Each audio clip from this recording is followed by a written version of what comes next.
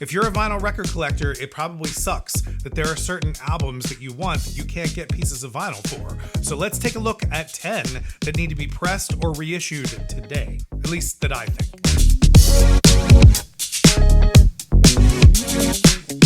The bad news is a lot of these will probably never see the light of day on vinyl ever again, or even for the first time, and we'll discuss why as we go. But along the way, there'll be plenty of bonus records that we'll be discussing here too, so this video is definitely going to be worth your time checking out. And there are records out there that have either never been put on vinyl, or if they have been released, they are extremely rare and have never been repressed, and you would have to spend like 3 car payments just to get them. These are in no particular order, by the way, but let's just get this out of the way right here. There are 2 artists just in general that we can all agree we all need new vinyl on right away, and that is James Brown, number 1. And I'm not even going to bother picking a particular record. James Brown's entire catalog needs to be reissued on high quality vinyl.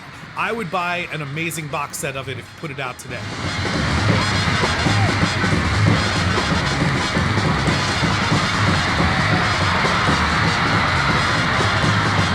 The other one here that is just ubiquitous with any vinyl collector in this stage at the moment is the Led Zeppelin catalog. Like, why can't we just get a quality version of all of the Led Zeppelin records?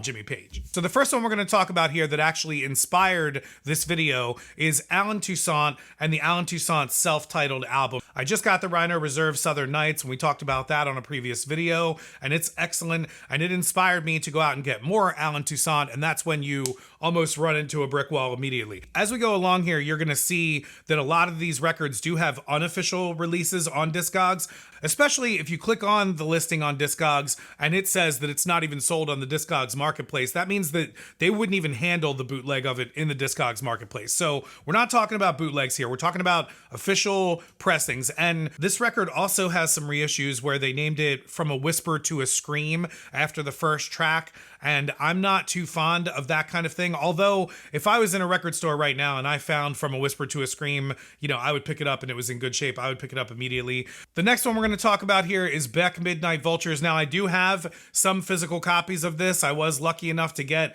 the blue cassette again, and I've had this CD since, you know, the original days of it. And I had this cassette back in the day, but I left it in my white Chevy Corsica when I sold that car, and so somebody else has my original copy of my blue tape of Beck Midnight Vultures, but I was able to find one on Discogs. But either way, there has not been an official reissue of this since 2000, and if you want to get that original copy on vinyl, you're going to be spending over $400 on it. I mean, it's like extremely expensive. I thought we would get this repressed sometime soon, but it is absolutely criminal that this record has not been repressed. It's one of my favorite Beck albums. It's a lot of people's favorite Beck albums, and it's just an awesome funk record. I mean, like, there's a lot of great tunes on here. If you've never heard this record, definitely go stream it today.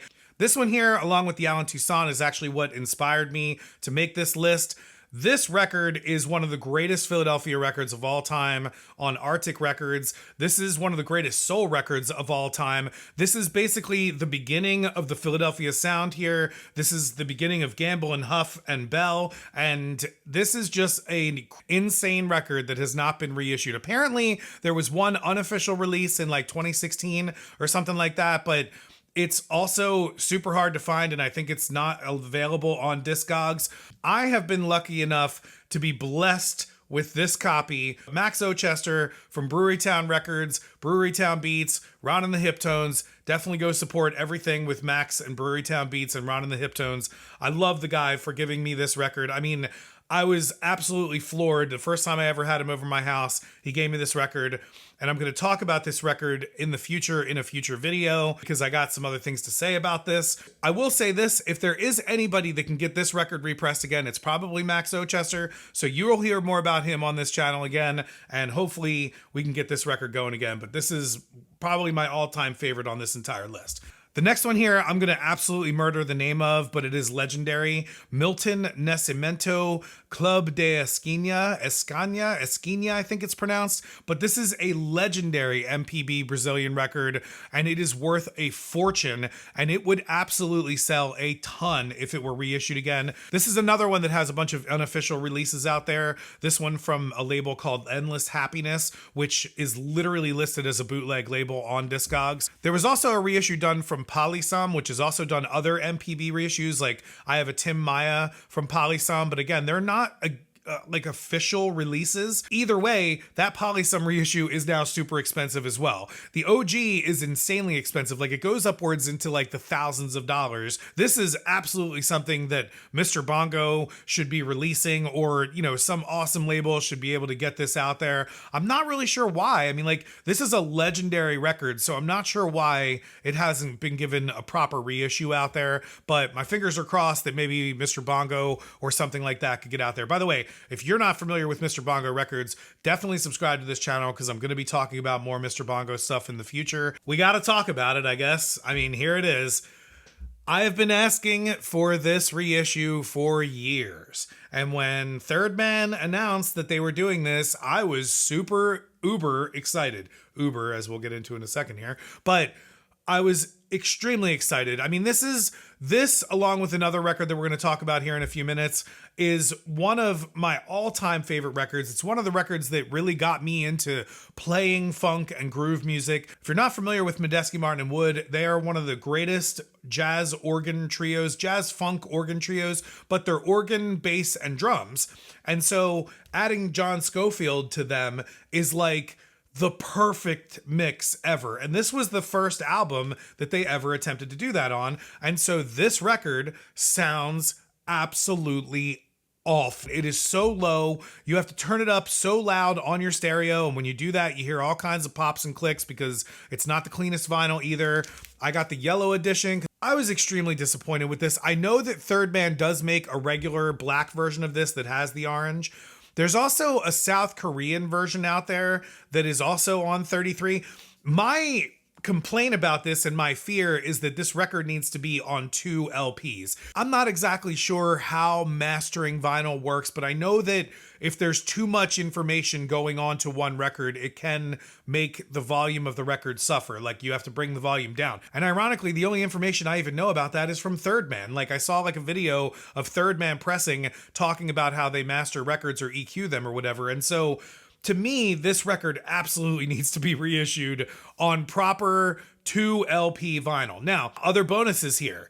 John Scofield, for some reason, does not have Bump or Uber Jam or Up All Night, which all 3 of those records, including this one, are some of his most fantastic jazz funk records. He did some other records with MMW as well. I know they did a live one and they did another studio one, and I'm not sure if those are on vinyl either. It's a great period of John Scofield's work that has never been put on vinyl, or if it has, it's been put on terrible vinyl like this. Like, this is just awful. The next one we're going to talk about here would be an amazing jazz box set, and that is Keith Jarrett at the Blue Note, the complete recordings. Now, this is a 6 CD set. Unfortunately, I do not have any physical copies of it. This was my first introduction to Keith Jarrett. So like my friend was like, oh, you've never heard of Keith Jarrett? Boom. And he dropped this 6 CD box set on me, and I just like lost my mind for just 2 years on Keith Jarrett. So this came out on ECM, and so my hope is that maybe we can get this repressed. ECM has been doing a lot of good audiophile reissues again. Goes for a good price on Discogs now as a CD set,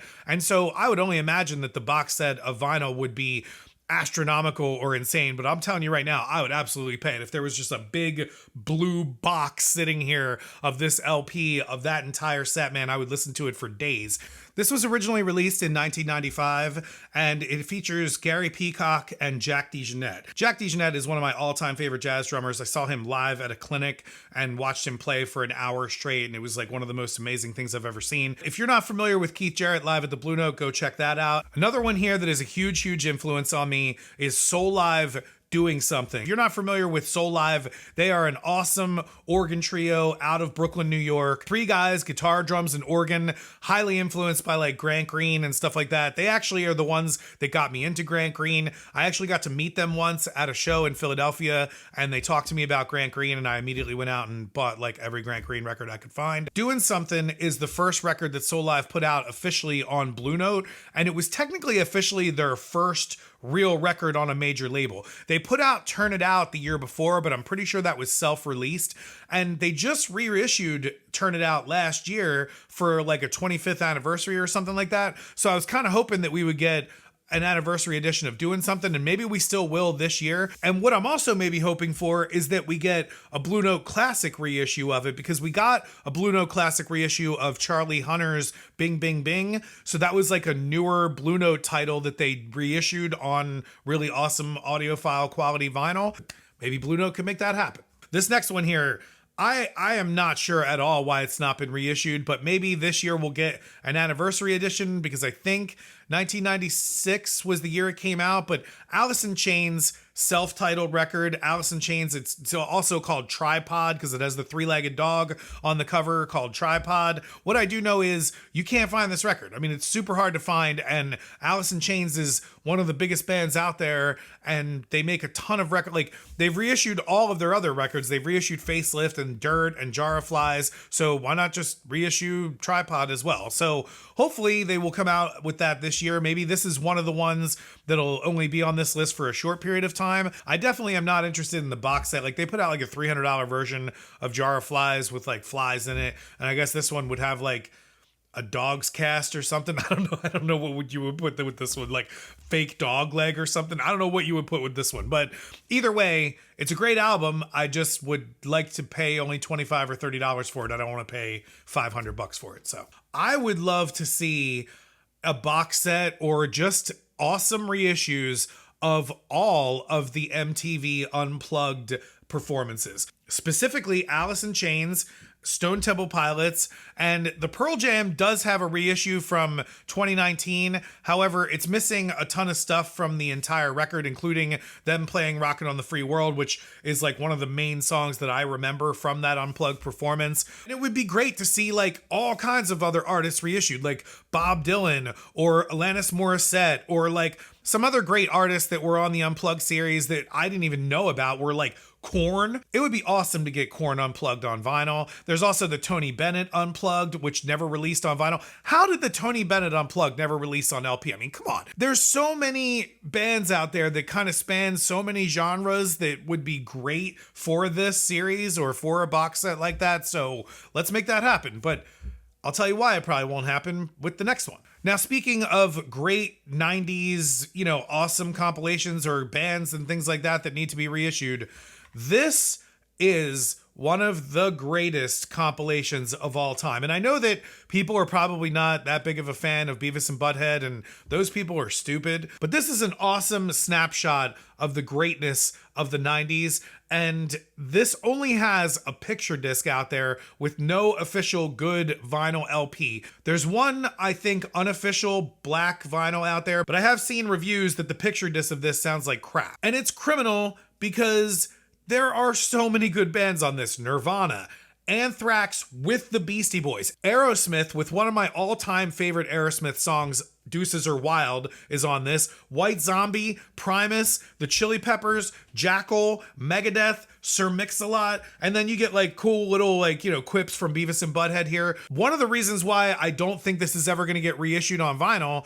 is because of the fact that there are so many different bands that are so huge. You would need to get the rights for each of them. Plus, I think the deal with Mike Judge and then MTV as well. But I would just imagine that it's probably super hard to get this reissued. This to me would be a quintessential record store day release. I would wake up at 4 o'clock in the morning to get this, as long as it were on black vinyl. I don't want it to be on some stupid Zoetrope vinyl. By the way, I don't have anything against Zoetrope vinyl or anything like that. I just don't want to listen to it. I want a good listening copy of this record on vinyl. So what albums would you like to see reissued on vinyl? Definitely let me know in the comments below, and maybe I will make another video of just obscure records that I'm not even aware of. I mean, there's so many albums out there. We haven't even talked about like super rare things like Fela Kuti records or things like that. I mean, there are a lot of awesome Fela Kuti reissues and stuff like that coming out and stuff. And there's a lot of reggae reissues coming out too, but like there are so many records out there that criminally have never been reissued or have seen the light of day. So